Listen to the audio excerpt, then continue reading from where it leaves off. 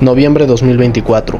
Después de semanas de rumores, los canales de Telegram de las principales brigadas ucranianas operando en Kursk lo confirman. Se están enfrentando a soldados norcoreanos e incluso han dado muerte a varios de ellos.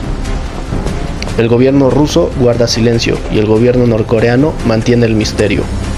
Los gobiernos ucraniano y surcoreano confirman la presencia de tropas norcoreanas luchando por Rusia en Rusia, pero no hay ninguna repercusión internacional. Días después, empiezan a circular por Telegram distintas fotos de supuestos soldados norcoreanos muertos, pero es imposible confirmar la nacionalidad puesto que todos cuentan con pasaportes rusos. 7 meses después de feroces combates en la región de Kursk, el jefe del Estado Mayor ruso, Valery Gerasimov, confirmó el papel de las tropas norcoreanas en la liberación de Kursk, y lo mismo hizo el gobierno norcoreano. Ante la posibilidad de un aumento en el apoyo norcoreano en los meses siguientes, me he decidido a hacer un video al respecto de lo que se sabe hasta ahora de las tropas norcoreanas en Ucrania. Todo comenzó en julio de 2022.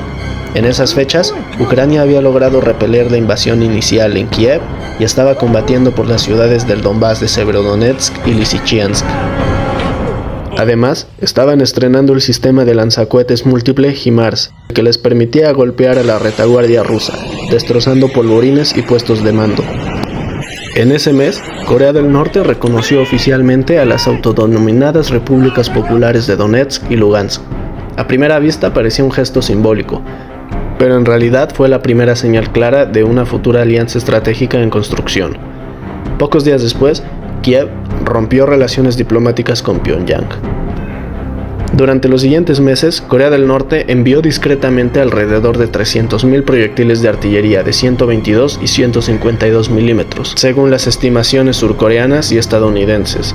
Sin embargo, gran parte de estos proyectiles tenían una tasa de fallo de hasta 40%, pero en una guerra de atrición como la de Ucrania, la cantidad importa tanto como la calidad. El punto de inflexión llegó en junio de 2024, cuando Kim Jong-un y Vladimir Putin se reunieron en Pyongyang. Fue la primera visita de un presidente ruso al país en 24 años. Allí se firmaron 4 memorandos de entendimiento clasificados y un documento clave, el Tratado de Asistencia Militar y Técnica Corea del Norte-Rusia. Este tratado incluía el envío estructurado y autorizado de tropas norcoreanas al territorio ruso con posibilidad de actuar en Ucrania, la entrega mensual de hasta 250.000 proyectiles durante 6 meses, el traspaso de material blindado ligero de Norcorea a Rusia, el entrenamiento cruzado entre fuerzas especiales rusas y el Storm Corps norcoreano. A cambio, Pyongyang recibiría 40.000 toneladas de trigo y arroz mensuales, fertilizantes, medicamentos, productos electrónicos y un acceso ilimitado a tecnologías de navegación por satélite y misiles balísticos. El primer despliegue militar confirmado se dio el 18 de octubre de 2024, fecha en que la inteligencia militar surcoreana hablaba de la presencia de hasta 1.500 soldados de élite norcoreanos en la ciudad costera rusa de Vladivostok. Alrededor de esas fechas, además, empezaron a circular numerosos videos de los supuestos soldados norcoreanos siendo equipados y entrenados en Rusia. Pocos días después, las tropas norcoreanas fueron trasladadas en avión a 50 kilómetros de la frontera ucraniana. Además, las estimaciones aumentaron y ahora se hablaba de entre 10.000 y 12.000 soldados norcoreanos, según las estimaciones surcoreanas y estadounidenses, incluyendo 500 oficiales y 3 generales, liderados por el general Kim Yong-bok, comandante de las fuerzas especiales norcoreanas y confidente cercano de Kim Jong-un. Si bien el gobierno norcoreano no confirmaba haber enviado soldados a Ucrania, la ministra de Asuntos Exteriores norcoreana Choi Son-hui afirmó que su país seguiría brindando asistencia militar a Rusia hasta la victoria en Kursk. Esto en el contexto del Tratado de Asistencia Mutua que ambos países habían firmado en junio de ese mismo año. Rusia, para estas fechas, ya contaba en su ejército con numerosas armas de origen norcoreano, como las piezas de artillería autopropulsadas Koksan M1989, los 2 S-7 Pion, lanzacohetes M1991 y el portador de misiles antitanque Pulse. El Koksan, en particular, empezó a ser usado por Rusia cuando Ucrania empezó a utilizar los misiles ATACMS en territorio ruso, y para mediados de noviembre de ese mismo año ya contaba con hasta 50 piezas Koksan en su inventario. El 6 de agosto de 2024, Ucrania lanzó una ofensiva sobre la región rusa de Kursk. Era la primera vez desde la Segunda Guerra Mundial en la que territorio ruso era invadido por una fuerza extranjera. No se sabe cuáles eran los objetivos de esta invasión, puesto que a fecha de subido este video, la batalla técnicamente todavía sigue en curso. Se cree que fue una forma en la cual Ucrania trataba de tomar la iniciativa en el frente norte, puesto que se decía que Rusia estaba por lanzar una ofensiva a la región de Kharkiv. Ucrania invadió con alrededor de 3.000 soldados, y en 3 días capturó 11 aldeas, avanzando 14 kilómetros en territorio ruso, tomando la ciudad de Sudzha, que era un importante nudo ferroviario. Rusia trató de contraatacar utilizando tropas regulares y batallones chechenos Akhmat, pero las contraofensivas fueron infructíferas, sufriendo bajas significativas. Por ejemplo, una columna rusa destruida por HIMARS en Oktyabrskoye, la cual causó entre 200 y 400 muertos en el bando ruso. Putin ordenó que Kursk debía estar libre de tropas ucranianas para el 1 de octubre, pero a pesar de haber logrado detener los avances ucranianos, fueron incapaces de lograr expulsar a los ucranianos de las regiones que ya habían ocupado. A inicios de octubre de 2024, Rusia lanzó una ofensiva masiva contra las posiciones ucranianas en Kursk.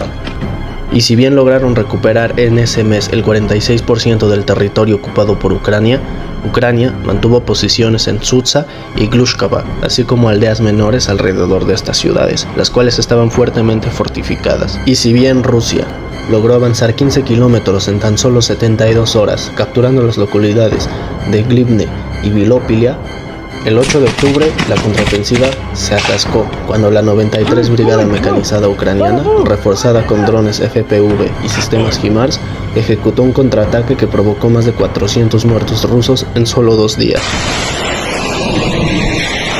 Es justo en este mes de octubre cuando Corea del Norte entra en escena en Kursk. Se sabe que aportó 6 batallones de infantería ligera, 2 unidades de artillería móvil calibre 122 milímetros y un grupo mixto de zapadores y guerra electrónica. Sin embargo, la primera vez que estos norcoreanos entrarían en combate fue hasta el 5 de noviembre de 2024.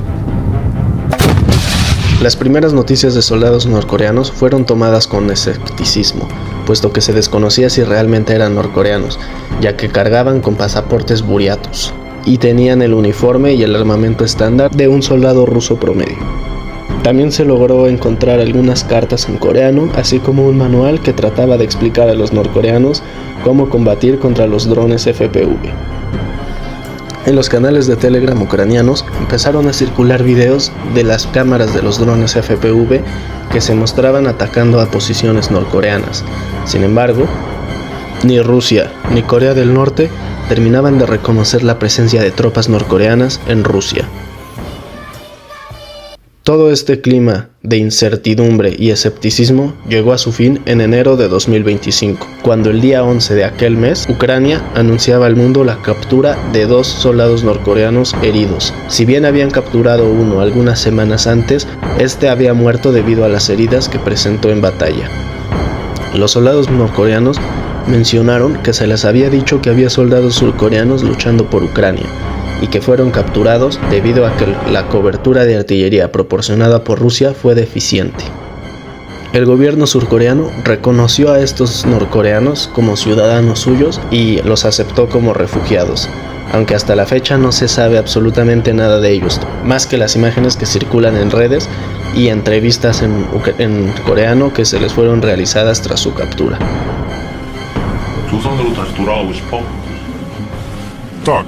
A finales de enero, las tropas norcoreanas empezaron a retirarse paulatinamente de Kursk, aunque la batalla estaba lejos de terminar. Meses después de esto, en marzo de 2025, una contraofensiva rusa masiva logró finalmente expulsar a los ucranianos de Sudzha y de la mayor parte de Kursk. Fue una ofensiva en la cual participaron más de 50.000 tropas rusas que involucró aviación, artillería e incluso el infiltramiento de tropas rusas en unos gasoductos en Sudzha, pero eso es para otro video. El 26 de abril de 2025, después del fin de la ofensiva que terminó de capturar Kursk, el jefe del Estado Mayor ruso, Valery Gerasimov, confirmó finalmente la presencia de soldados norcoreanos en la batalla, así como su papel clave en la liberación de dicha ciudad, diciendo que los soldados y oficiales del Ejército Popular Coreano lograron completar las tareas de combate hombro a hombro con los hombres de servicio rusos, mostrando un gran profesionalismo, resiliencia, coraje y heroísmo en la batalla. Además, la televisión rusa lanzó por primera vez imágenes oficiales del entrenamiento de los soldados norcoreanos, así como las opiniones de los rusos sobre ellos, quienes mencionaban que eran soldados muy profesionales, con una moral muy alta y gran estado físico. En Pyongyang, el líder norcoreano Kim Jong-un mencionó que las operaciones en Kursk habían terminado y que construiría un monumento en Pyongyang en honor a los soldados que habían combatido ahí. Además, referenció el Tratado de Asistencia Mutua firmada el año pasado 2024, de forma que no se descarta que Corea del Norte vuelva a enviar soldados a Rusia si es necesario. Antes de que los soldados norcoreanos entraran en combate, existían dudas de cuál sería el estado de estas tropas, puesto que Corea del Norte no había entrado en combate desde el fin de la Guerra de Corea. Según los soldados ucranianos, los soldados norcoreanos son soldados muy ágiles, con gran estado físico y con muy alta moral, aunque no existía ninguna diferencia entre sus técnicas y las técnicas que ya utilizaban los rusos. También destacaba la juventud de estos soldados, que tenían en promedio de 23 a 25 años, y estaban todos equipados con el armamento estándar de un recluta ruso, con la excepción de las ametralladoras norcoreanas que trajeron consigo. Además, se les dieron pasaportes rusos falsos, de manera que al ser capturados podrían ser confundidos con soldados rusos provenientes de lugares como Kalmukia, Yakutia o Buriatia. Según las inteligencias de distintos países como el Reino Unido, Ucrania, Estados Unidos y Corea del Sur, de los 12.000 norcoreanos que fueron enviados a combatir, entre 4.000 y 5.000 fueron bajas, de los cuales alrededor de 600 fueron muertos. Aunque todavía no se sabe muy bien qué ha recibido Corea del Norte a cambio de su participación en la guerra, actualmente se sabe que se está construyendo un puente en la frontera que divide a Corea del Norte con Rusia, posiblemente como parte de la integración económica que estipulaba el tratado. Además, se le ha entregado a Corea del Norte un número no determinado de misiles antibuque para sus submarinos. Lo que es innegable es que Corea del Norte ha adquirido experiencia en combate real, que podrá usar en el futuro contra su vecino del sur o contra la propia Ucrania. Y si eso pasa, tendré que hacer una segunda parte de este video. Sin más información que contar por el momento, me despido y nos vemos la próxima.